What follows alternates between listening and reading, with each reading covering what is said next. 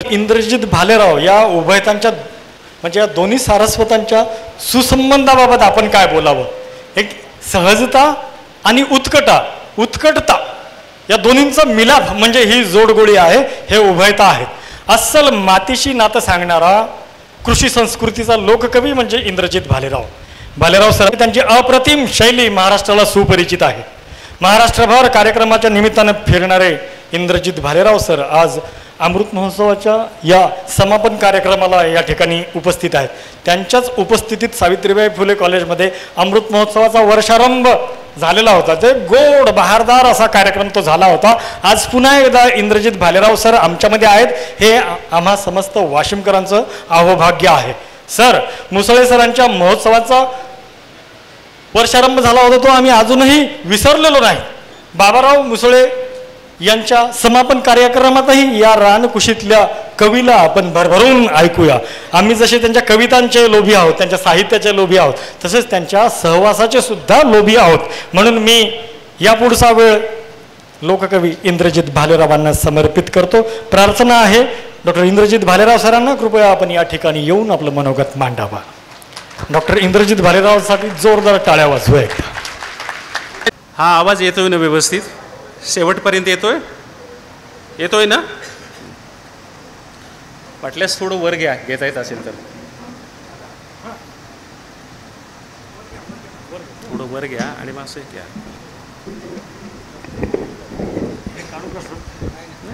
असं हां, असं थोडं जवळ आलं, आणखी वर घेऊन थोडं संपलं।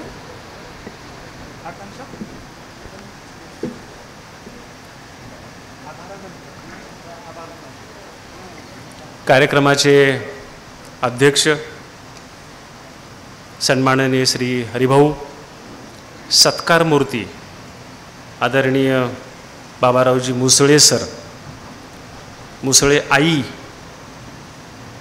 सन्माननीय पाहेती साहेब, घुगे साहेब, काळे सर, सूत्रसंचलन करणारे मित्र वाघ सर आणि उपस्थित आपण सर्व वाशिमकर आणि पार दूरदूरून आलेले सगळ्यांचा उल्लेख करणं संयोजकांनाही शक्य झालं नाही।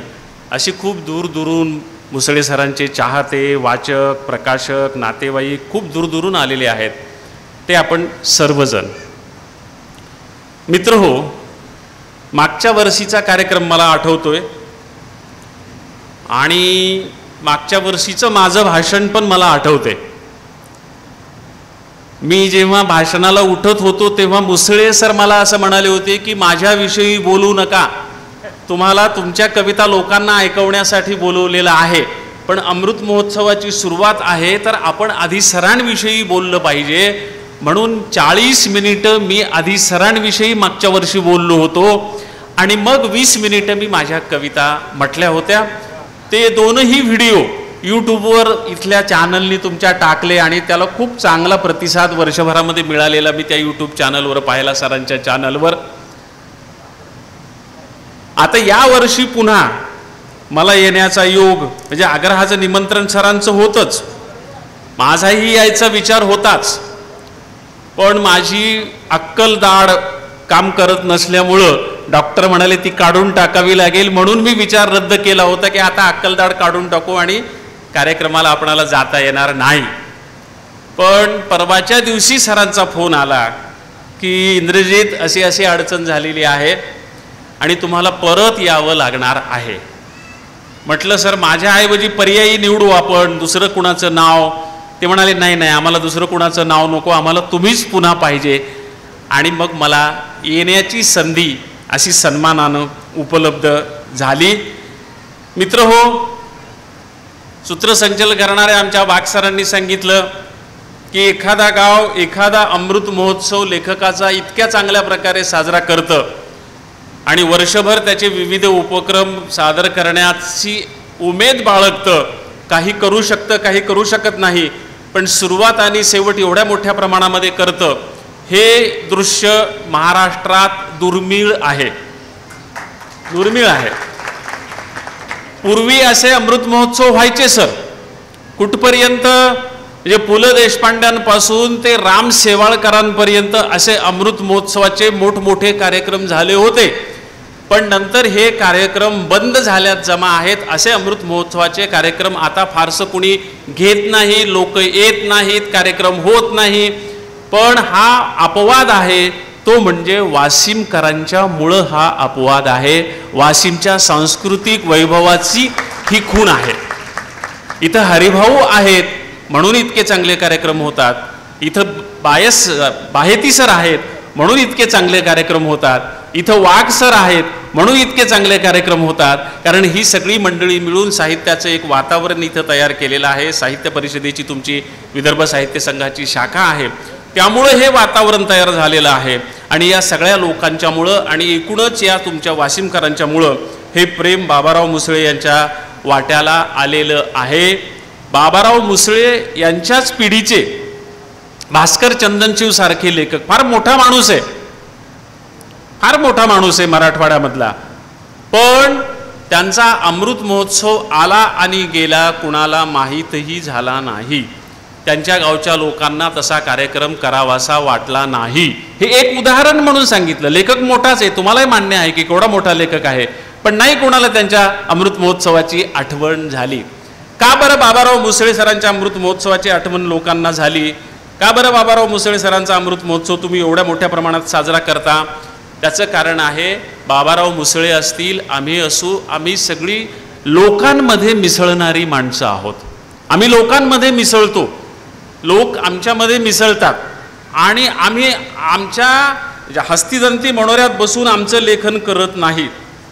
आम्ही आमचं लेखन सामान्य माणसांसाठी करतो, सामान्य माणसांचा विषय घेऊन करतो आणि सामान्य माणसांच्या मध्ये जातो, कार्यक्रम करतो. म्हणून लोकांच्या मधूनच आपणाला प्रेम मिळतं. मुसळे सर, आपण लोकांचे आहोत. सगळे लेखक लोकांचे नसतात, सगळे लोक जसे लेखकांचे नसतात. म्हणजे लोकांचा लेखक असूनही चंदनशिव सरांच्या वाट्याला जे भाग्य आलेलं नाही ते तुमच्या वाट्याला आलं. त्याची दुसरी एक बाजू आहे की तुम्ही लोकांचे लेखक आहात, लोकांच्यामध्ये मिसळणारे लेखक आहात, लोकांविषयी लिहिणारे लेखक आहात. त्याच्यामुळं हस्तिदंती मनोऱ्यामध्ये बसून राहणाऱ्या, मध्यंतरी तुम्हाला आठवत असेल की गंगाधर गाडगीळसारख्या लेखकानं तक्रार केली होती की माझं नाव आडनाव सुर्वे असतं तर कदाचित माझेही मोठे कार्यक्रम झाले असते. गंगाधर गाडगिळांसारख्या लेखकाला म्हणावं लागलं होतं. असं त्या लेखकाला का म्हणावं लागलं?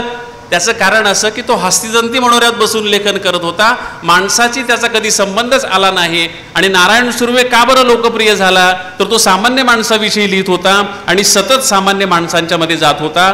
त्या नारायण सुर्वेंच्या कुळातले आपण लोक आहोत, आपण सतत सामान्य माणसांच्या मध्ये जात असतो. एक पिढी होती की जी पिढी डोळ्यासमोर ठेवून आम्ही लिहायला लागलो होतो. ग्रामीण साहित्यिकांची एक पिढी होती. व्यंकटेश माडगुळकर होते, दमा मिराजदार होते, शंकर पाटील होते, त्यानंतर आनंद यादव आले, रारम बोराडे आले आणि त्यानंतरची एक पिढी आली, ती पिढी तुमची होती. त्याच्यामध्ये भास्कर चंदनशिव होते, बाबाराव मुसळे होते, उत्तम बंडू तुपे होते, बाग केसकर होते, अशी ही आनंद पाटील होते, अशी ही सगळी मंडळी होती. या पिढींपैकी काही जण शरीरानं आपल्यात नाहीत. उत्तम बंडू तुपे यांचं निधन झालेलं आहे. काही जण जिवंत आहेत पण लेखन करत नाहीत. आमच्या काळे सरांनी सांगितलं की अजूनही किती सर उपक्रमशील आहेत, अजूनही लेखन करतात, नव्या माध्यमाचा उपयोग करतात, समाज माध्यमातून लोकांशी जोडलेले राहतात. आणि त्याच्यामुळं हे अजूनही नुसते शरीरानं जिवंत नाही आहेत, तर मनानं जिवंत आहेत, लेखकानं जिवंत आहेत, प्रतिभेनं जिवंत आहेत. आणि त्यांच्या पिढीचा असा शरीरानं आणि प्रतिभेनं जिवंत असलेला बाबाराव मुसळे हा महाराष्ट्रातला एकमेव लेखक आहे. त्यांच्या पिढीतलं कुणीही आता एकतर शरीरानं जिवंत नाहीत आणि जे शरीरानं आहेत ते प्रतिभेनं आणि मनानं जिवंत नाहीत. त्यांनी लेखन कधीच बंद केलेलं आहे. तुम्ही तुमचं लेखनामध्ये सातत्य ठेवलेलं आहे. आमच्या परिचय करून देणाऱ्या शिरसाट सरांनी शेवटचं वाक्य सांगितलं की इंद्रजित भालेराव सरांना अकादमी मिळावी. माझं म्हणणं आहे नको, आधी ती मुसळे सरांना मिळावी. मागच्या वर्षी याविषयी मी सविस्तर बोललो होतो. काय अडचणी असतात. अकादमीच्या पुरस्कार समितीवर 3 वेळा मी काम केलेलं आहे. दुर्दैवानं त्या तिन्ही वेळा त्या कालखंडात मुसळे सरांचं पुस्तकच प्रकाशित झालेलं नव्हतं. पण तिथं काम करणाऱ्यांना काय अडचणी येतात, त्याच्यामुळं अकादमीची अपेक्षा ठेवू नये माणसानं, म्हणजे लेखकानं ठेवू नये, त्याच्या वाचकानं ठेवू नये. आणि मी तुम्हाला सांगतो की अकादमी मिळालेल्या लेखकांचे एवढे सत्कार कुठं होतात, एवढे लोक कुठं येतात, इतके लोक त्यांना कधी प्रेम करतात. आणि अकादमीपेक्षा तुम्ही जास्त मोठे आहात ना. प्रत्यक्ष अकादमीचा कार्यक्रम किती निर्जीव असतो. राष्ट्रपती सारखा माणूस किंवा आणखी कोणी पंतप्रधान असेल, इतक्या निर्जीवपणे ते पुरस्कार दिले जातात. ना त्याच्या गौरवापर कुणी बोलतं, ना त्याच्या साहित्यकृतीवर कुणी बोलतं. सगळा मिळून कार्यक्रम साहित्य अकादमीच्या पुरस्काराच्या वितरणाचा 3 मिनिटाचा असतो. 3 मिनिटाचा. 36 भाषामधल्या लोकांना 1.5 तासात पुरस्कार द्यायचे असतात. 3 मिनिटात प्रत्येकाला पुरस्कार देण्याचा कार्यक्रम होतो. त्याच्यामुळं तो भाग वेगळा आहे, अकॅडमिक भाग आहे. मिळालं मिळालं, नाही मिळालं नाही मिळालं, असे कितीतरी लेखक आहेत मराठीमध्ये की ज्यांना अकादमी पुरस्कार मिळाला पाहिजे पण मिळू शकत नाही. एकाच वेळी 10-10 पुस्तकं येतात की ज्यांना अकादमी द्यायला पाहिजे आणि एकालाच द्यायची असते. 9 जणांवर अन्याय होणारच असतो. त्याच्यामुळं ते काही लेखकाच्या मोठेपणाचं, मोठं असण्याचं माप नाही, माप धरू नये. अशा कार्यक्रमामुळं काय होतं, तर अशा कार्यक्रमामुळं लेखकाला लेखनाचं बळ मिळतं. एकतर या निमित्तानं त्याच्या लेखनाची उजळणी होते. लोकांसमोर पुन्हा पुन्हा त्याच्या लेखनाविषयी बातम्या येतात, माध्यमातून लोक लिहितात, मासिकातून लोक लिहितात, लोक विशेषांक काढतात. त्या निमित्तानं जुनं साहित्य लोक वाचायला लागतात. आणि हा माहोल तयार झाला की स्वतः लेखकाला सुद्धा प्रेरणा मिळते, स्फूर्ती मिळते आणि आपण काहीतरी नवीन लिहू असं त्यांना वाटत असतं. त्याच्यामुळंच कदाचित बाबाराव मुसळे यांना असं वाटलं असावं की तुझी साध ओली याच्यामधले अभंग लिहायला पाहिजेत. इथं 2 पुस्तकांचं प्रकाशन झालं. बाबाराव मुसळेंची तुलना झाली आणि बाबाराव मुसळ्यांच्या कादंबरीमध्येची जी प्रमुख नायक आहेत 2, ज्यांच्यावर त्या कादंबऱ्या आधारलेल्या आहेत, असे त्यांच्या कादंबऱ्यातले 2 नायक त्यांना हाताला धरून वर घेऊन आले आणि इथल्या लोकांनी त्यांची ग्रंथतुला केली. ग्रंथतुला करायला खाली नेताना बाबारावांना हाताला धरून म्हटलं की अहो हे काय तुमचं वजन, तुमची काय तुला करणार, किती पुस्तकं बसणार तुमच्यासोबत. म्हणून म्हटलं एका बाजूला बाहेती सरांना बसवा. पण तिथं गेल्यावर आमच्या लक्षात आलं की खूप पुस्तकं लागतील ना बाहेती सरांना बसवलं तर. मग लक्षात आलं की एकटे मुसळे सर का, मुसळे वहिनींना बसून मग मुसळे वहिनींना हाताला धरून बसल्यावर मग ते तिकडचं पारडं वरी आलं आणि मग पुन्हा आणखी पुस्तकं त्याच्यात ठेवावी लागली आणि मग आणखी पुस्तकं त्यांच्या तुलनेसाठी तिथं तुलावी लागली. त्यामुळे अशा अनेक गोष्टी इथं छान छान तुमच्या लोकांनी केल्या. 75 आरत्यांनी त्यांना ओवाळलं. हे सगळा कौटुंबिक माहोल आहे. मला मुसळे सरांनी आधीच सांगितलं होतं की मागच्या वर्षीचा माहोल होता आणि या वर्षीचा माहोल आहे तो वेगळा माहोल होता, हा वेगळा माहोल आहे. तेव्हाची माणसं थोडी वेगळी होती, आता माणसं बदलणार आहेत. माझ्या गावातली माणसं मागच्या वर्षी कुणीच आली नव्हती, यावर्षी माझ्या गावातली माणसं येणार आहेत. तुमचा गाव म्हणजे जसं वाशिमला राहून बाबारावांनी वाशिम लोकप्रिय केलं, तसं पारडी टकमोरला नोकरी करून त्यांचं पारडी टकमोर हे गाव सगळ्या महाराष्ट्राला माहीत होतं. त्यांचा पत्ता पारडी टकमोरचा असायचा. नंतर ब्रह्म्याचा टप्पा असायचा, तेव्हा ब्रह्मा, पारडी टकमोर, वाशिम, एक लेखक 3 गावं महाराष्ट्रामध्ये अजरामर आणि लोकप्रिय करू शकतो. ते तुमचे प्रतिनिधी त्या गावचे इथं आलेले आहेत. त्यांना किती आनंद झालेला असेल. ते सगळे लोक या कार्यक्रमामध्ये सहभागी आहे असं तुम्ही सांगितलं. तुझी साध ओली हा प्रेमाच्या अभंगांचा संग्रह आहे. खरं तर अभंग हा आध्यात्मिक तत्वज्ञान सांगण्यासाठी सगळ्या संतांनी वापरलेला वाङ्मय प्रकार आहे. नंतरच्या काळामध्ये सामाजिक संदेश देण्यासाठी तो वापरण्यात येऊ लागला.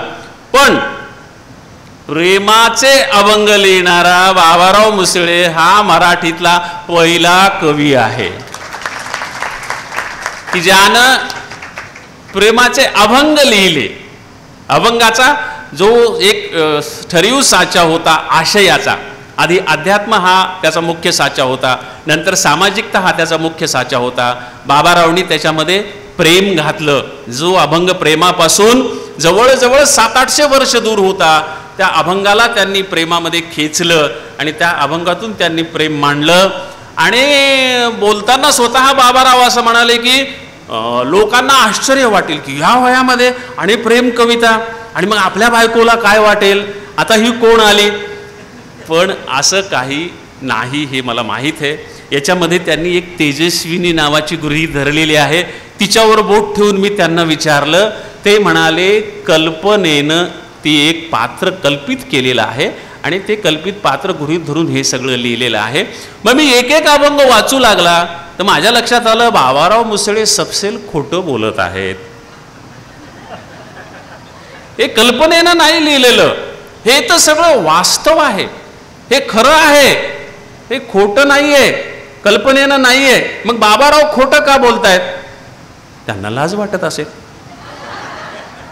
नाव सांगायचं लाज वाटत असेल ही कोण आहे तेजस्विनी ते.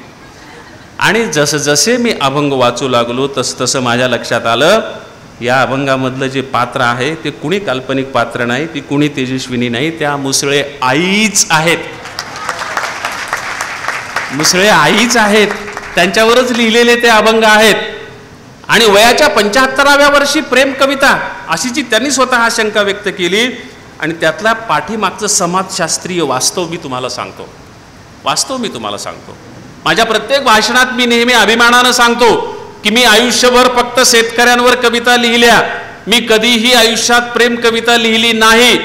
हे सांगताना मी अभिमानानं सांगत असतो. त्याचं कारण असं की ज्या काळामध्ये प्रेम करायला पाहिजे त्या वयात आम्हाला आमच्या शेतकरी मायबापांचे जगण्यातले प्रश्न दिसत होते, त्याचं प्राधान्य आम्हाला प्रथम वाटत होतं आणि तेव्हा आम्हाला प्रेम करायला अजिबात वेळ नव्हता. आमच्या मायबापाच्या दुःखावर कविता करणं, कथा लिहिणं, कादंबऱ्या लिहिणं आम्हाला आवश्यक वाटलं.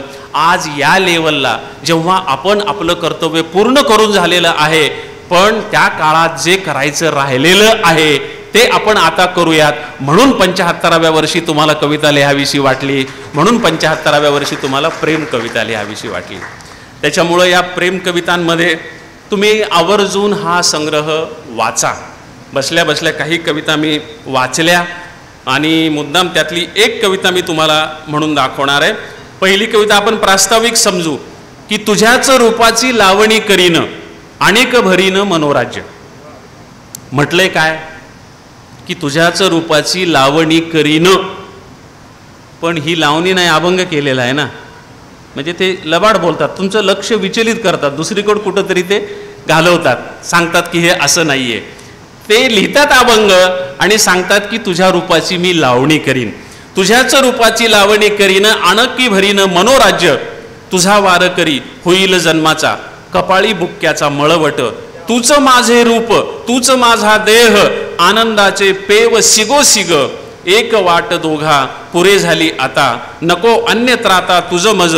तुझ्याशी संवाद जनीचा इठ्याशी भाव पंढरीशी स्थिरावला. एक जात सारे जग आनंदावे नको हेवे दावे दोघांमध्ये. असा हा पहिला अभंग आहे, प्रास्ताविक अभंग आहे. आणि तुम्हाला जो वाचून दाखवायचा आहे तो अभंग दीर्घ असल्यामुळं थोडासा निम्माच मी वाचून दाखवतो. 59व्या क्रमांकाचा तो अभंग आहे. त्याचं नाव आहे केले टकाटक. त्या अभंगाचा उत्तरार्ध मी फक्त वाचून दाखवणार आहे. सरांनी काय अपेक्षा केलेली आहे की झिंगत झिंगत यावी अशी ग्लानी, झिंगत झिंगत यावी अशी ग्लानी मांडीवर राणी तुझ्या मस्त. झिंगत झिंगत यावी अशी ग्लानी मांडीवरी राणी तुझ्या मस्त. तुही तेव्हा मज नीट सावरशी दवडून कुशी ठेवी मज. सातवे अस्मान दिसो मज लागी व्हावी सप्तरंगी फेवी क्विके. फांदीवरी झुलो मैनेसह रावा गोकुळात पावा घुमू लागो. आणि आता ती सगळी यादी येते जगामधल्या प्रसिद्ध प्रेम करणाऱ्या जोडप्यांची. ती कुठून सुरू होते? तो गोकुळीच्या पाव्यापासून सुरू होते. फांदीवरी झुलो मैनेसह रावा गोकुळात पावा घुमो लागो. वेडाऊन जग पाहिन कौतुके शिरीशी भातुके फरहादाशी. शिरी आणि फरहाद हे जे जोडपं आहे, शिरीशी भातुके फरहादी आपुली ही जोडी हो जगन्मान्य. जुलियट धन्य रोमिओ जैसी. त्यासाठी जे काही हवे ते करू आणि उद्धरू एकमेका. तुझे घट्ट पाश माझा अवकाश व्यापुनी सर्रास कवेत घे. नको आता वाट पाहणे अधिक हा खेळ सांघिक खेळू दोघे. हा खेळ सांघिक खेळू दोघे. असा हा अभंग नमुन्यादाखल प्रातिनिधिक रूपात तुम्हाला मुद्दाम म्हणून दाखवला. हे सगळे अभंग तुम्ही वाचावेत. मागच्या वर्षी मी जे बोललो ते बोलण्याचं मुद्दाम टाळलं. सरांच्या माझ्या काही आठवणी, सरांच्या एकूण साहित्याच्या संदर्भात मी जे काही मागच्या वर्षी बोललो तेच पुन्हा रिपीट बोलण्याच्या ऐवजी काही नव्या गोष्टी मला बोलता येतात का त्याचा मी प्रयत्न केला आणि बोललो. मागच्या वर्षी मी जे बोललो ते मी समाज माध्यमावर लिहिलं आणि समाज माध्यमावरचा माझा लेख पाहूनच अग्रोवन सारख्या पेपरनं असं ठरवलं की हा शेतकऱ्यांचं लिहिणारा लेखक आहे तर त्याचा अमृत महोत्सव आपणही साजरा केला पाहिजे. म्हणून एक दिवस संपूर्ण रविवारी पानभर तो माझा लेख ॲग्रोवनचा, तुमच्या इथं केलेल्या भाषणाचा लेख ॲग्रोवननं महाराष्ट्रभर टाकलेला होता हे तुम्हाला माहीत आहे. त्याच्यामुळं त्या गोष्टी तुम्हाला सगळ्या माहीत आहेत, त्या मी टाळलेल्या आहेत. आणि आता तुम्हाला अपेक्षित असलेलं जे कविता वाचन आहे ते कविता वाचन मी तुमच्यासमोर सादर करतो. उशीर खूप झालेला आहे, पण मुळात कार्यक्रमालाच उशीर झालेला आहे. म्हणजे 11चा कार्यक्रम 2ला संपेल असं गृहीत होतं, म्हणजे 3 तास कार्यक्रम चालेल असं गृहीत होतं. कार्यक्रम 12:30ला सुरू झाला आहे, म्हणजे तो 3:30पर्यंत चालायला पाहिजे, पण तसं होणार नाही. लवकर संपेल, 3 तासाच्या ऐवजी लवकर संपेल कार्यक्रम. मी बोलायला 2 वाजता उठलोय, 20 मिनिटं झालेली आहे. आणखी फार तर 20 मिनिटामध्ये मी तुम्हाला माझ्या काही प्रातिनिधिक कविता तुमच्यासमोर सादर करील आणि थांबेल. मला वाटतं मागच्या वर्षी माझी सगळ्यात पॉप्युलर कविता मी सादर केली नव्हती, आग्रह होता ती करावी. काट्या कुट्याचा तुडवीत रस्ता म्हटली होती का मागच्या वर्षी? मागं म्हटली होती ना? हां, मग ठीक आहे, मग ती म्हणत नाही पुन्हा. म्हणताय का? बरं. मला वाटलं मागच्या वर्षी म्हटली आता पुन्हा नको असं म्हणतात. काट्या कुट्याचा तुडवीत रस्ता माझ्या गावाकडं चल माझ्या दोस्ता. ब्रह्म्याला पारडीटक मोरला. काट्या कुट्याचा तुडवीत रस्ता माझ्या गावाकडं चल माझ्या दोस्ता. कशी उन्हात तळतात माणसं, कशी मातीत मळतात माणसं. कशी उन्हात तळतात माणसं, कशी मातीत मळतात माणसं. कशी खातात जीवाला खस्ता माझ्या गावाकडं चल माझ्या दोस्ता. काट्या कुट्याचा तुडवीत रस्ता माझ्या गावाकडं चल माझ्या दोस्ता. काळ्या बापाचं हिरवं राहणं, काळ्या माईन पिकवलं सोनं. काळ्या बापाचं हिरवं राहणं, काळ्या माईन पिकवलं सोनं. पण त्यांच्या घामाचा भाव लई सस्ता माझ्या गावाकडं चल माझ्या दोस्ता. काट्या कुट्याचा तुडवीत रस्ता माझ्या गावाकडं चल माझ्या दोस्ता. इथं डब्यात तुला साखर लागते गोड, तिथं शेतात माझ्या बापाच्या हाताला फोड. इथं डब्यात तुला साखर लागते गोड, तिथं शेतात माझ्या बापाच्या हाताला फोड. पण भाव ठरतो त्याला न पुसता माझ्या गावाकडं चल माझ्या दोस्ता. काट्या कुट्याचा तुडवीत रस्ता माझ्या गावाकडं चल माझ्या दोस्ता. जेव्हा दुष्काळ घिरट्या घाली, तेव्हा गावाला कुणी न वाली. जेव्हा दुष्काळ घिरट्या घाली, तेव्हा गावाला कुणी न वाली. कसे सुगीत घालतात गस्ता माझ्या गावाकडं चल माझ्या दोस्ता. काट्या कुट्याचा तुडवीत रस्ता माझ्या गावाकडं चल माझ्या दोस्ता. या भूमीचा मूळ अधिकारी बाप झालाय आज भिकारी. या भूमीचा मूळ अधिकारी बाप झालाय आज भिकारी. गाव असून झालाय फिरस्ता माझ्या गावाकडं चल माझ्या दोस्ता. काट्या कुट्याचा तुडवीत रस्ता माझ्या गावाकडं चल माझ्या दोस्ता.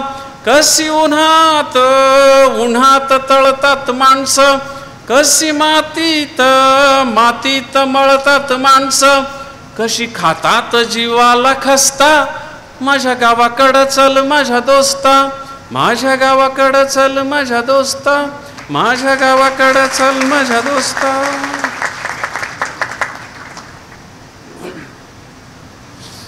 आणि आणखी एक शेतकऱ्याचीच कविता शेतकरी संघटनेनं शरद जोशींनी माझ्याकडून लिहून घेतली की शेतकऱ्याने आत्महत्या करायला सुरुवात केली तेव्हा शरद जोशी मला म्हणाले की इंद्रजित हे पाहवत नाही, शेतकऱ्याने आत्महत्या करू नये म्हणून आपण सगळेजण प्रयत्न करतो आहोत, पण शेतकरी आत्महत्या करत आहेत, त्यांनी आत्महत्या करू नयेत असे काहीतरी समर्थ शब्द आम्हाला द्या. मी सुरुवातीला एक अभंग लिहून दिला होता. विदर्भात गावोगाव त्या अभंगाचं प्रार्थनेसारखं संध्याकाळच्या वेळी एकत्रित येऊन शेतकरी पठण करायचे, पण शरद जोशी म्हणाले की इंद्रजित त्याचा फारसा परिणाम होत नाही, तर तुम्ही ही कविता आणखी काहीतरी ताकदवान शब्द आम्हाला द्या. त्यावेळेस मी ही कविता लिहिली होती. शेतकरी संघटनेनं महाराष्ट्रभर ही कविता भिंतीवर आणि डिवायडरवर लिहून लोकप्रिय केली होती. तुमच्या वाशिममध्ये कुणीतरी डॉक्टर वाघ नावाचे ग्रस्त शेतकरी संघटनेचे तेव्हा अध्यक्ष होते, त्यांनी या कवितेचं प्रचंड मोठं पोस्टर चौकात लावलं होतं. त्याचे फोटो मला अनेक लोकांनी वाशिमच्या मला पाठवलेले होते.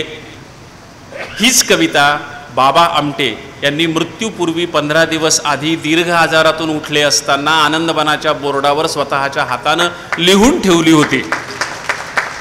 आनंदवन महाविद्यालयाचे प्राचार्य पुरुषोत्तम कलभूत यांचा मला फोन आला की इंद्रजित तुम्ही किती भाग्यवान कवी आहात. म्हटलं काय झालं. म्हणाले तुमची एक कविता बाबांनी आज आनंदवनाच्या बोर्डावर लिहून ठेवली. म्हटलं कुठली. तर मला त्यांनी ती कवितेचं नाव सांगितलं.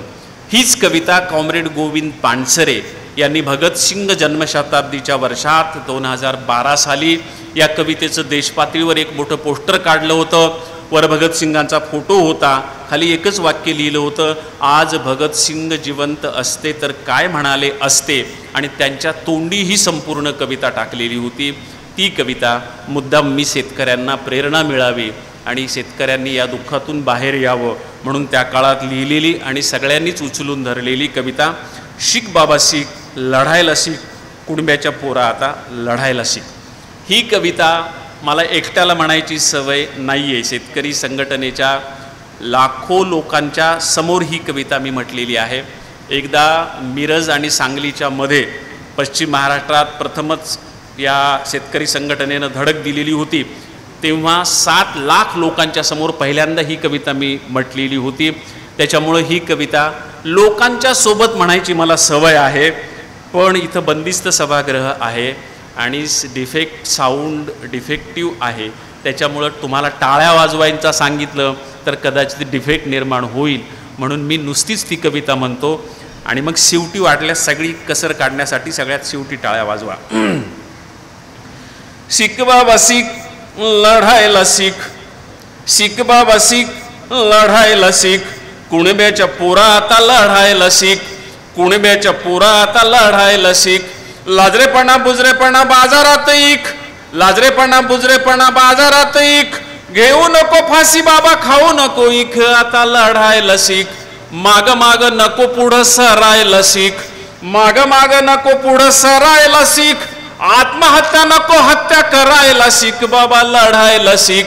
शिक बाबा शिक, लढायला शिक, कुणब्याच्या पोरा आता लढायला शिक, कुणब्याच्या पोरा आता लढायला शिक. कोट्यावधी कर्ज घेती दलालांची पोरं, कोट्यावधी कर्ज घेती दलालांची पोरं, बुडविती त्याचा कधी करीती ना घोर, बाबा बुडवायला शिक. शिक बाबा शिक, बुडवायला शिक, घेतलेली कर्ज सारी बुडवायला शिक, बाबा लढायला शिक. शिक बाबा शिक, लढायला शिक, कुणब्याच्या पोरा आता लढायला शिक, कुणब्याच्या पोरा आता लढायला शिक. उंटाहून शेळ हाकी सरकार शहान, हा शब्द महात्मा फुले यांनी इंग्रज सरकारसाठी शेतकऱ्याचा आसूड या पुस्तकामध्ये 250 वर्षापूर्वी वापरलेला आहे. पण 250 वर्षात इंग्रज गेले, अनेक पक्षांची सरकारं आली गेली, पण शेतकऱ्यांसाठी काहीही फरक पडला नाही, म्हणून मला पुन्हा एकदा तोच शब्द वापरावा लागला. उंटाहून शेळ हाकी सरकार शहान, उंटाहून शेळ्या हाकी सरकार शहान, त्याच्यामुळं जीव तुझा पडला गहाण बाबा पाडायला सीख, सीख बाबा सीख, पाडायला सीख, निवडून दिलं त्याला पाडायला सीख बाबा, लढायला सीख, सीख बाबा सीख, लढायला सीख, कुणब्याच्या पोरा आता लढायला सीख, कुणब्याच्या पोरा आता लढायला सीख, जातील हे दिस आणि होईलही ठीक, जातील हे दिस आणि होईलही ठीक, उद्या तुझ्या शेतामध्ये उधाणेल पीक बाबा, जगायला सीख, सीख बाबा सीख, जगायला सीख, मरू नको बाबा आता मारायला सीख, घेतलेली कर्ज बुडवायला सीख, निवडून दिलं त्याला पाडायला सीख, सीख बाबा सीख, लढायला सीख, कुणब्याच्या पोरा आता लढायला सीख, कुणब्याच्या पोरा आता लढायला सीख, कुणब्याच्या पोरा आता लढायला सीख, कुणब्याच्या पोरा आता लढायला सीख, कुणब्याच्या पोरा आता लढायला सीख, कुणब्याच्या पोरा आता लढायला सीख. आणि मुद्दाम मला वाटतं मागच्या वर्षी म्हटल्या असतील तरी पुन्हा म्हणतोय, समोर खूप मोठ्या प्रमाणामध्ये एक दोघा भाषण करणाऱ्यांनी उल्लेख केला की खूप मोठा महिला वर्ग समोर बसलेला आहे. तर त्या महिलांसाठी शेवटच्या 2 कविता मी म्हणतो आणि थांबतो, म्हणजे मग आपण बरोबर आपल्या वेळेवर कार्यक्रम संपवू. 30 मिनिटं झालेली आहेत मला बोलायला सुरुवात करून. 20 मिनिटं बोललो, 10 मिनिटात 2 कविता म्हटल्या, आणखी 10 मिनिटात 2 कविता म्हणून मी थांबतो. एक खेड्यातली माय आहे, तिला 4 लेकी आहेत. गरीब माय, पहिली लेक चांगल्या घरी पडली, दुसरी लेक चांगल्या घरी पडली, तिसरी लेक चांगल्या घरी पडली, एक लेक चांगल्या घरी पडत नाही. ती ज्या गावात दिली तो गाव डोंगरातला दुष्काळी असतो, ती ज्या घरी दिली ते घर गरीब दरिद्री असतं, ती ज्या सासू सासऱ्यांची सून म्हणून दिली ते खाष्ट असतात, ती ज्या मुलाला बायको म्हणून दिली तोही चांगला नसतो. आईचा जीव सगळा तिच्यात गुंतलेला असतो. तिनं पुन्हा पुन्हा माहेरी यावं आणि माहेरचा पाहुणचार घेऊन जावा म्हणून आई तिला निमंत्रण देते. ती अर्धी कविता. आणि मुलगी आईला उत्तर देते, ती अर्धी कविता. ही कविता म्हणत असताना काही अनुभव मला आले, त्यातले 2 अनुभव मुद्दाम सांगतो. एक अनुभव अमेरिकेतला आहे. सॅन होजेला जेव्हा पहिलं विश्व मराठी साहित्य संमेलन झालं तेव्हा तिथल्या सभागृहामध्ये अशाच 3000 महिला उपस्थित होत्या. त्या महाराष्ट्रातूनच आलेल्या असल्यामुळं त्यांना मराठी कळत होतं, त्याच्यामुळं त्यांच्यासमोर कुठली कविता म्हणावा हा माझ्यासमोर प्रश्न होता. पण माझ्या असं लक्षात आलं की आता आपण ही कविता म्हणून तर पाहूयात. गरीब माई चिनलेकीची कविता आहे. ह्या सगळ्या श्रीमंत कुटुंबातून अमेरिकेत आलेल्या महिला, त्यांना आवडेल का नाही माहीत नाही, पण म्हटली मी ती कविता. ती कविता म्हटल्यानंतर उरलेल्या 3 दिवसात त्या संमेलनाच्या महाराष्ट्रीयन महिला जेवणाच्या मंडपात दररोज माझ्या भोवती जमा व्हायच्या आणि म्हणायच्या की सर तुम्ही आम्हाला रडवलं. म्हटलं अहो ती गरीब मायलेकीची कविता आहे, तुम्हाला का रडू आलं?